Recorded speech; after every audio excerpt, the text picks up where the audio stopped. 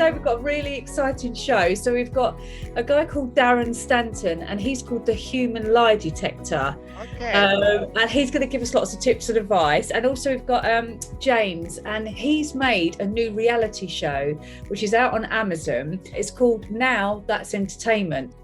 So I've got Darren, he's just in a meeting room. So let me just hear me. You know, I'm like with me technology. Nice to meet you.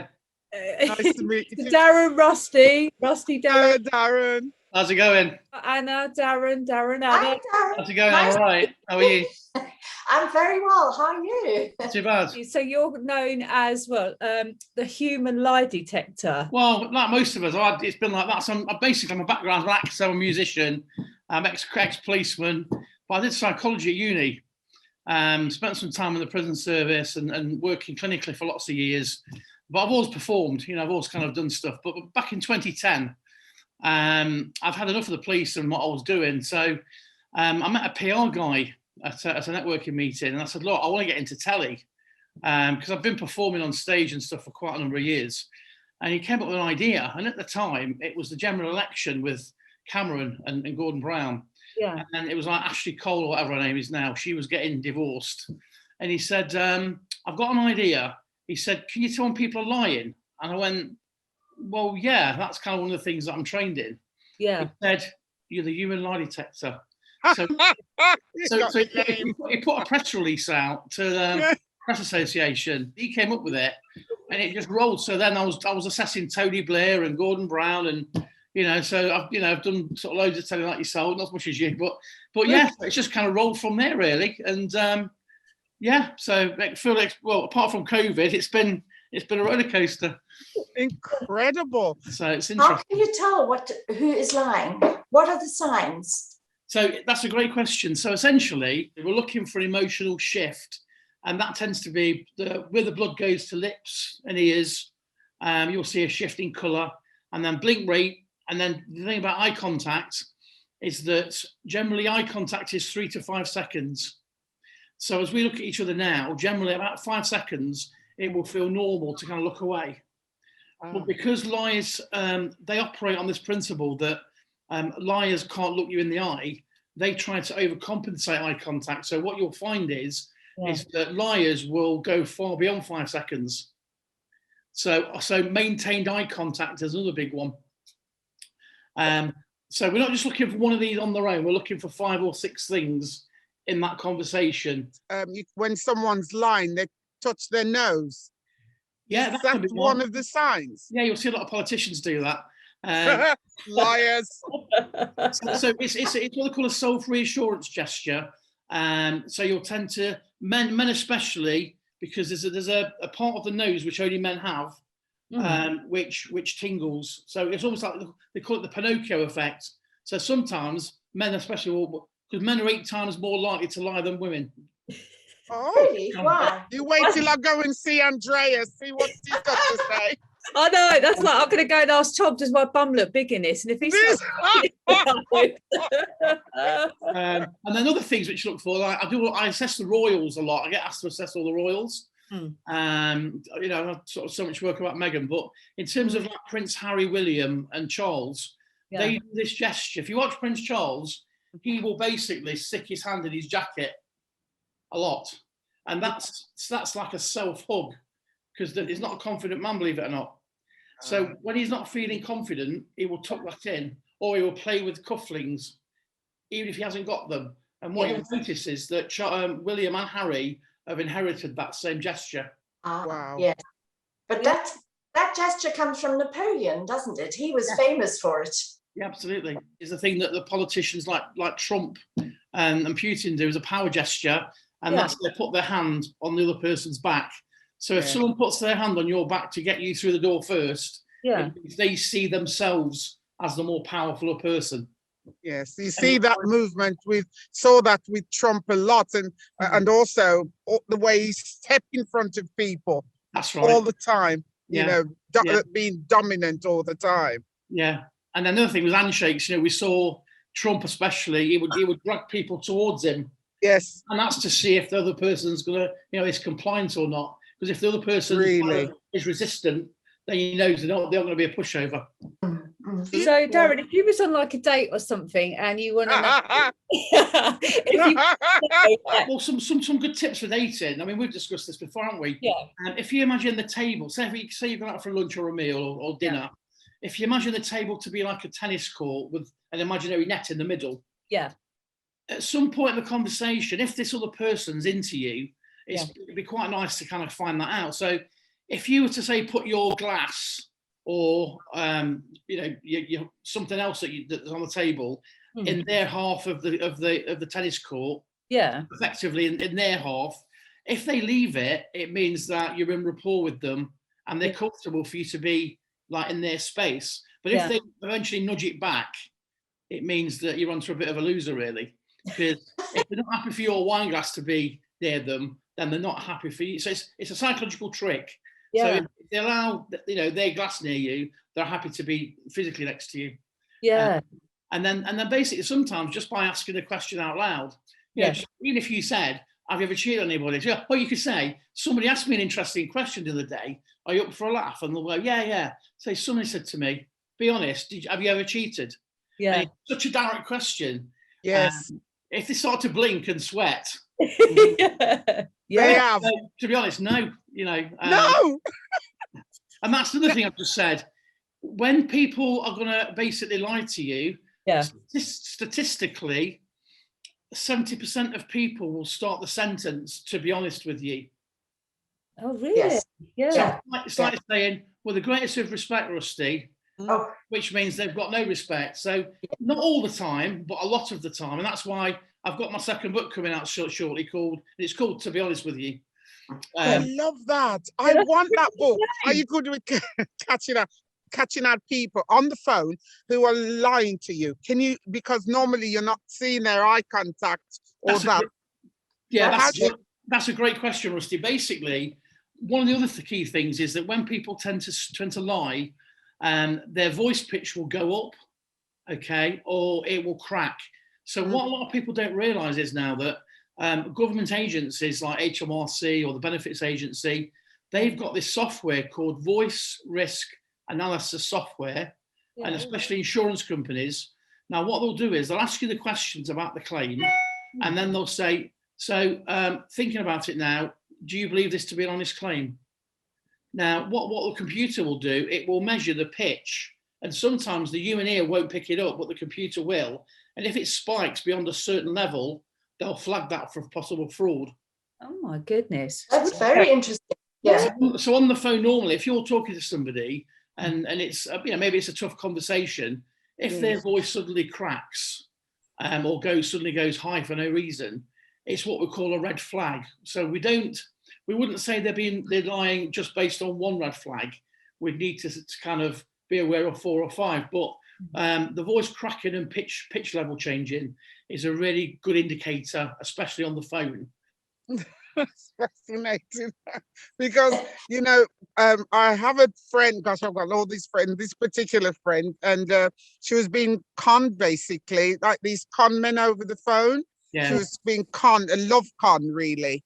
Love con, romantic. Yeah. They slid into somebody else's, and she believed she was talking to the one person, and she was talking to some scammers somewhere in Africa. Well, what tends to happen is people will delete information, they'll distort information, and they'll generalize things. So as an example, let's say you've got a friend and you've seen their partner out with somebody, so for a fact their husband's cheating. If you said to them, he's cheating, and they'd go, no, he's not. They're trying to rationalize everything you said. Yes. And so what tends to happen with people in these scams, even though you could show them a photo, they'd still try and rationalize it because their emotion tries to make it fit. People tend not to want to do FaceTime or any video calling is almost like a massive red flag. That's what I said to her, actually. Yeah. Why don't you FaceTime the person? Oh, they don't want to because they're this, their account is this and that. I said, that's a nonsense in this day and age. FaceTime and know who you're talking to. That's the best one, is basically the fact that they won't FaceTime. I mean, 1 or 2 times, maybe if they say, oh, I'm shy, but there's going to be some point within a couple of weeks of talking that you're going to want to see. I mean, I saw a documentary where a woman was conned out of about £200,000. Yeah. And this guy was saying, "Oh, I'm an airline pilot," and Yeah. all loads of rubbish. Yes. And it transpired it was a 13-year-old kid in Nigeria. Oh, My goodness. 13. Yeah, and he was going to an internet cafe every day. oh my goodness. And Darren, this kid took her for like 200k. Oh, yeah, amazing. Right. Yeah. Why then is it that people who are manifestly, afterwards we see that they're manifestly guilty, why is it that they then agree to participate in these press conferences? I'm thinking of people like Mick Philpott, for example, sitting there weeping. Why, if it's going to be so obvious that they're lying to the trained eye? Mick Philpott, are you guys all aware of that guy? He's the guy that set fire to the house. So in the case of the Philpotts, it was quite blatant because he was a control freak anyway. He was a sociopath. yes. There was no tears, so people tend to cry. When genuine people cry, they're uncontrollable, but emotion goes in waves. So what they tend to do is they try to act out what a real person in that situation would be doing. Yes, they perceive how it should look. Yes. Oh, God, And there's also something else which is called duping delight. Now, duping delight is it's a smile that we do. We all do it when we get away with something. One classic one, there was a woman in America called Susan Smith, and I lecture on this at universities, and she was doing a press conference a week after, basically a kid's work was shot and killed in a carjacking. But what transpired was that she shot them. She killed them. And it was these three guys came out with masks on, and there was like two black guys, one white guy, and gave all this elaborate detail. And she says the thing that haunts me every night is the blood coming out of their mouth. But then I'll send you the clip. It's chilling because she can't stop grinning. So she goes, "Oh yeah, and it's my children. I can't get the images out of my mind." And she just smirks. Oh. I want to say to my baby that your mama loves you so much, and your daddy, this whole family love you so much. Darren is just fascinating. I know, like when we've had dates there and things and people there, and Darren's like, we're going to talk together. And he's like, look at their feet, they're moving away as they're talking and question. And I'm like, wow, I don't even see half the things Darren sees. He's like, coffee shop's a great one. I mean, you mentioned feet, Lisa. That's a great one because if you look at people's feet when you talk, if you're saying maybe to other people, if you're all standing like in a triangle, then it means that you're all getting on, you're all in rapport. Yeah. But if you're talking to somebody that maybe you don't know that well, look at what their feet do. So, for example, if one person's foot's like that, it means psychologically that's the direction which they want to go in. And again, these things aren't science, but they're about 80% accurate. So sometimes it's useful just to know that person might want the toilet, or they might just be on a break. That's me. I'm in the toilet every 5 minutes. So really what I say to people is, look, not everything's about the negative. And the truth is, do you really want to know everything? And sometimes people, the truth is, Rusty, some people don't want to know. Yeah. That's true. Yeah. Some people don't want to know the truth. Yeah, that's the thing.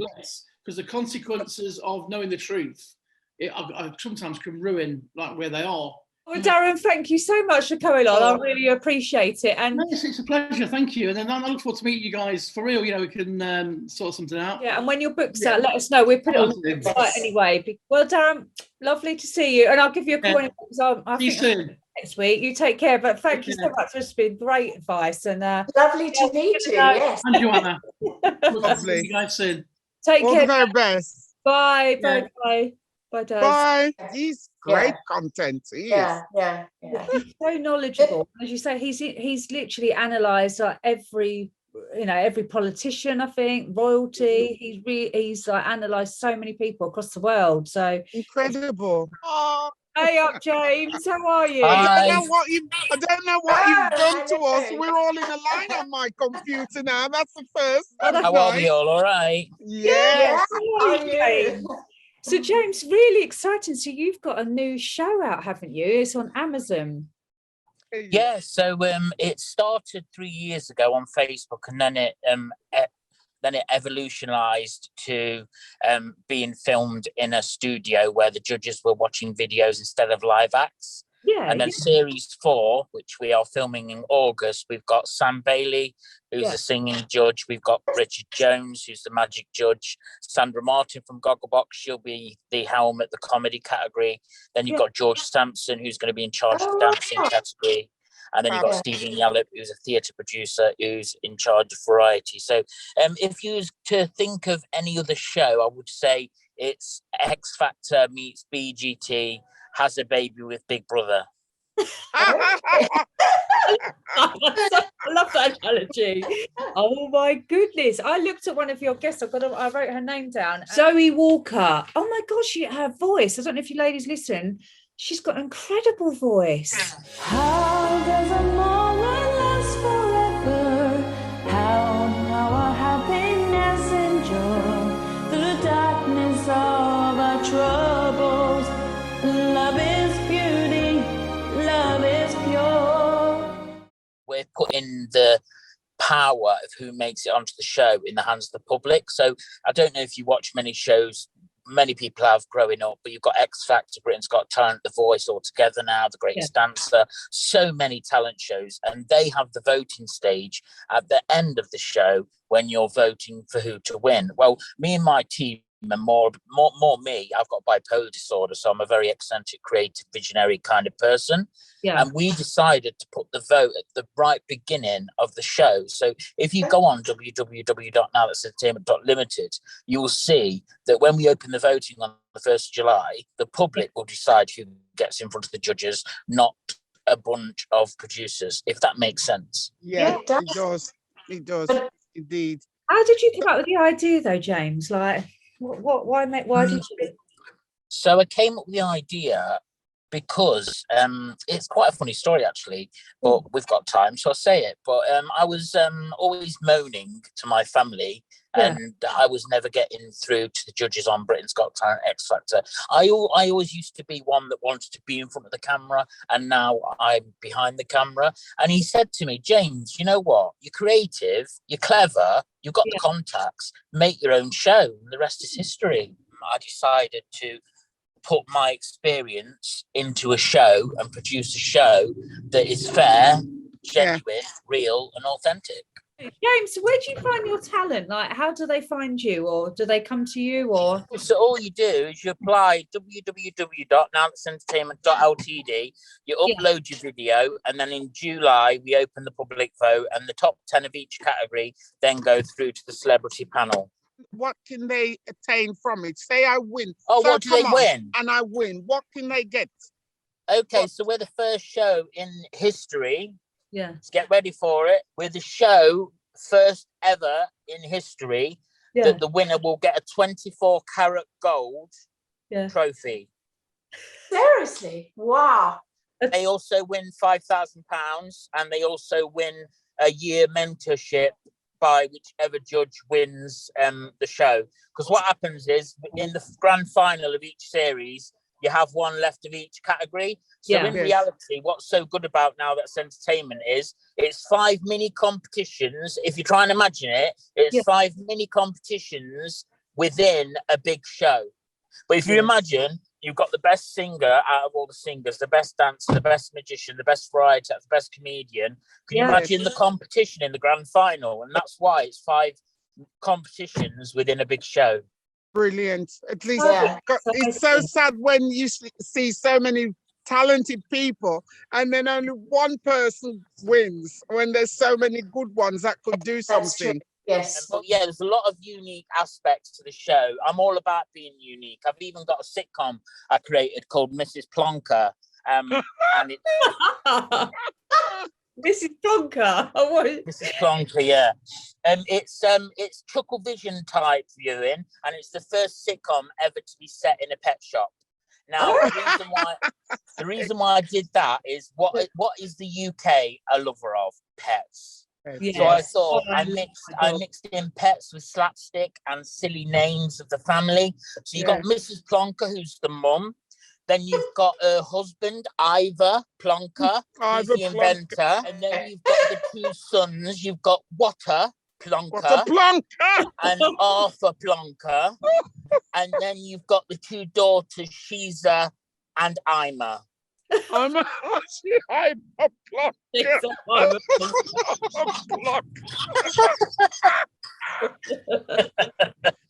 I think, as you say, we've been through a tough 2 years, and we want a little bit of light entertainment, a little bit of, like make you need feel good, don't you? And I think that's it. Feel good content that just makes you giggle, you know. Laughter's the best medicine. And then the other show I've come up with is called Dragged Up, which is a drag reality show. And the eliminated contestants, you don't see what they look like out of drag until they're eliminated. That's still in pre-production stages.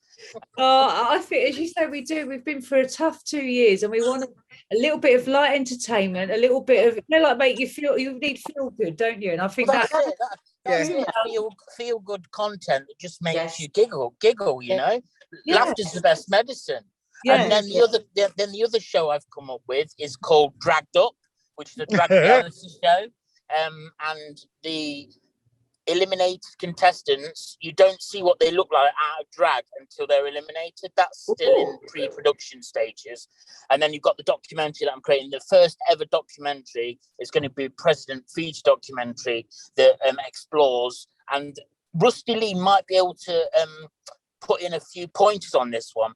I believe a lot of people who are eccentric, who are creative and have some kind of mental disorder like bipolar, BPD, autism, there is a link, and I'm going to prove it in my documentary that there is a sufficient link between creativeness, eccentricity, and having some kind of mental disorder. Absolutely, yes. Yeah, absolutely. I mean, you sound incredibly creative. The amount of very much so. You thought of all of those. I mean, like, that's thank you. I think it's lovely to show, as you said, because whatever you've got, I've got. I'm dyslexic, like severely, and you know, you struggle, but actually I think you see it as a positive, because I think differently as well to other people, and I think that, as you say, James, you know, the way you think, and like you're very creative, and I don't see it as a hindrance. I see it as like something really unique. Fantastic. I would agree with you, but that's why my documentary is called The Creative Curse, because even though I am very creative, I'm a very visionary person, I can come up with great ideas. The other side of bipolar is the depression, is the unfortunate. And I don't know if you know this, and I've been doing a lot of research into the development of my documentary, but 80% of people, and it does make me a little emotional when I say this, but it's proven facts, 80% of people who have bipolar end up ending their lives. Oh my darling. 80 really? 80%, because what happens is you go up on this high, you're very creative, and then you come down, and it's the middle part as you go back into normal, which is the dangerous area, and that's where most of them unfortunately take their own lives. So what would you say would be able to be helpful for someone like myself who really, I'm going to go and check out bipolar and know more about it? What could I say to you if you was in that situation where you were so down? Is there anything that I could say to you to help to pull you out of there? That's a hard question, Rusty, but it's a good question to ask on a chat show such as this. But I would say maybe make them realize what they have achieved. Maybe like if I was in depression and I was feeling low, for some reason I don't think of what I've created. Like for what I've created now, it's entertainment. A lot of people have looked at it and gone, "You've done this all on your own, like single-handedly." I said, "Yeah, I have." They said, "James, this is what a production company would bloody produce, not somebody on their own." Yeah. And they said, "You know, if you've got a team behind you, you would be the force driving it. But if you had a team behind you, could you imagine what you'd be capable of? Yes.